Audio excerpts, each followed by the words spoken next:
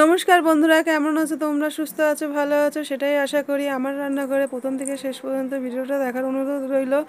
আর তোমরা ভালো লাগলে ভিডিওটা লাইক কমেন্ট শেয়ার করে দিও।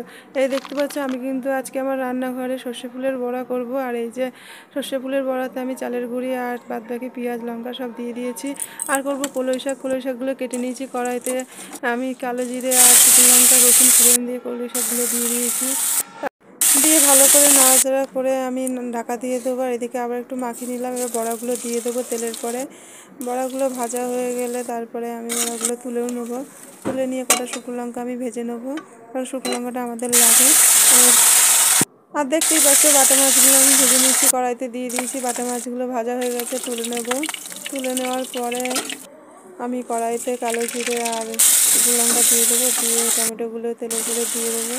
দিয়ে এখানে কিন্তু মশলা করা রয়েছে সর্ষে বাটা, সেই বাটাটা আমি দিয়ে দেবো। ভালো করে কষানো হয়ে গেলে আমি একটু জল দিয়ে ঢাকা দিয়ে দিয়েছিলাম। দিয়ে বাটা মাছগুলো দিয়ে দিলাম।